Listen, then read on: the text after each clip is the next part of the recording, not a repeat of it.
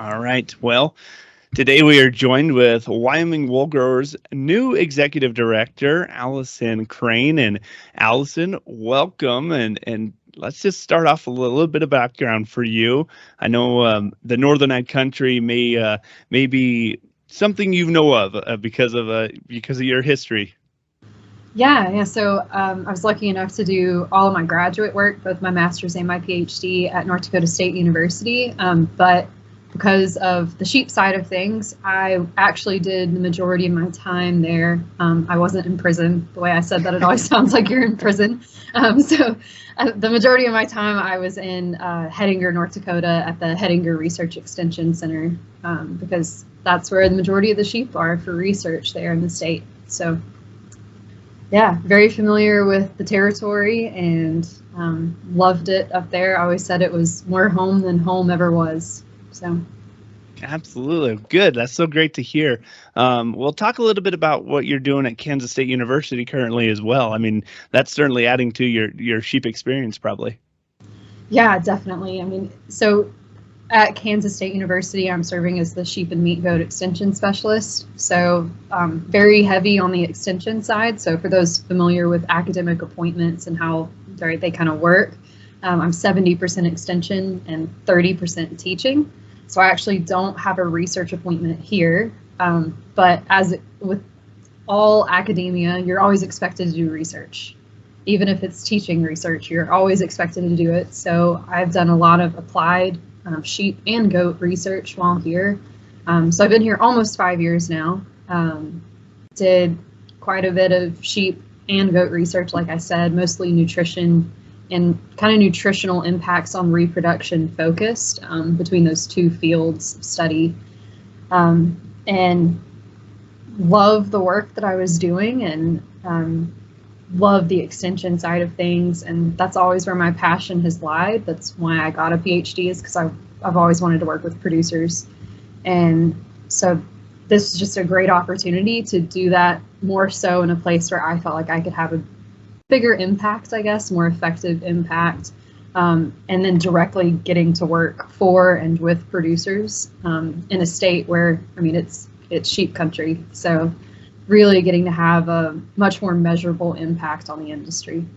Very much so. And I think I mentioned to you earlier that Regan Smith and I would go back being, well, pretty much neighbors from the same hometown. Yeah. And so he was telling me he's excited. And of course, the rest of the Wyoming wool growers are excited to have you come on, a new face and somebody that's going to bring some perspective. Any overarching goals that you guys have right away to get to the first off? I know you got a busy event schedule ahead of you, but any overarching goals to start off?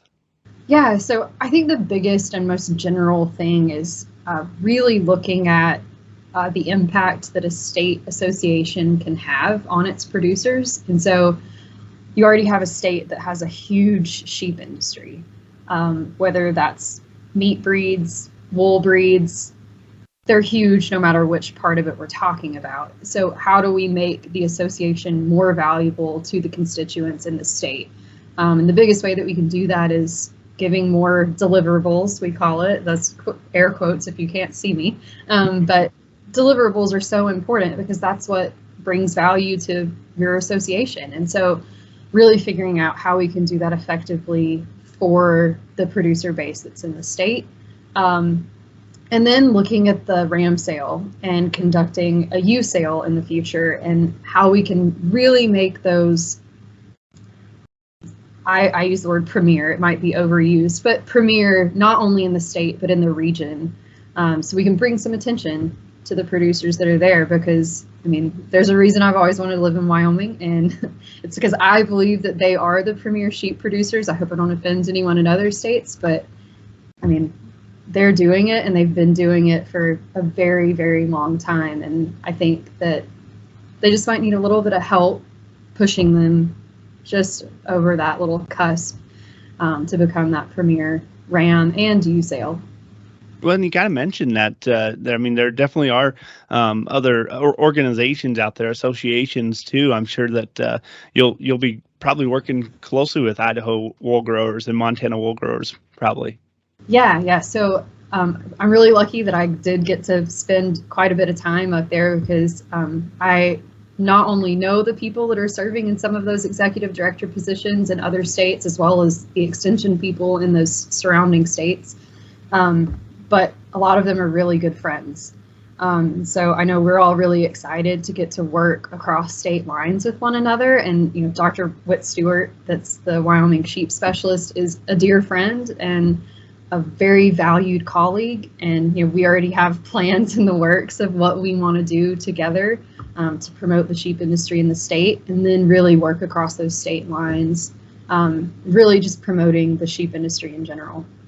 Oh, absolutely. Whit, of course, in that extension position, well, more so the sheep specialist position for the University of Wyoming, which goes directly kind of segue into my next question, talking about the next generation of wool growers. Any fun ideas coming to mind yet of getting the next generation involved? Yeah, so I would love to take some of the things that we're doing here at K-State through our sheep programming and bringing those into Wyoming. We've been doing some really interesting kind of youth fiber camps. I think that's a really cool way to get students involved in the industry, and something that's kind of not mainstream per se. And we've had a lot of interaction with those. And so teaching them the value of natural fibers from the minute we're producing that on the sheep to the moment it comes off the sheep, and even as a textile. And it's really cool in states like Wyoming and Montana, where you have producers that are doing that themselves already. So they can directly speak to students about the value of being able to do that. And that's just really, really cool. It's a cool opportunity to have. And also things like wool judging. I mean, Wyoming already has a history of having youth wool judging programs and a lot of success. And I think that that's something that the wool growers can be very involved in, and even more involved than they already are, as far as promoting youth wool judging programs, and even flock education programs on the youth side. Because like you said, that's where the future is our youth, and really giving proper education and those first experiences with sheep and with wool are vital to the future of the industry. Perfect. Well, Alison, stepping away from maybe the professional side of things, talk a little bit about the personal. Anything that you just love doing on the weekends? Anything? I'm sure that sheep are always in your forefront of your mind, but is there fly fishing, anything like that that's so fun to get for you? Yeah. So at the risk of sounding too trendy, I guess, the reason I love Wyoming so much is I started going there as a small child. That was where our family vacations were. So we always were the backcountry hikers, campers, all that stuff, not just the day hiking. We were the crazy people getting backcountry permits that were gone for, a week at a time. And so that was us, and I love it. And so I'm a big hiker. Anything outdoors I love. And you mentioned fly fishing, so that's always been a dream of mine, is to be able to learn how to fly fish. So that's on my bucket list of things to do. I want to be an avid fly fisherman. So anyone that wants to donate some knowledge to my fly fishing skills, I'll take it. I love fishing anyway, so it's definitely on my list of things to learn to do. And yeah, that's basically all it is. I have 2 dogs. And so I like to hike and do things with them. Also, I always ask people to not hold it against me. I'm a horse person. So yay. But I grew up barrel racing. I team rope some, still on the beginner side of team roping, but grew up team roping with my dad. So any opportunity to kind of horse around some, that's kind of my therapy. So.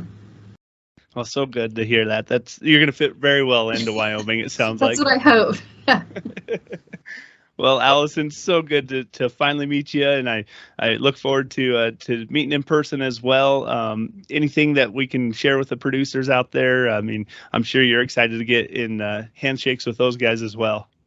Yeah, definitely. I can't wait to meet people that I've never met before. And the one thing I will say is I am looking for feedback, any type of information that producers want to share for me as far as improvements, criticisms. I mean, I always say you learn more from criticism than you do from the positive feedback. So I'll take positive feedback and what's been working, but I also want to hear from people about, things that we can do to improve, whether it's deliverables or sales, anything like that. And so I'm open for feedback. So. Absolutely.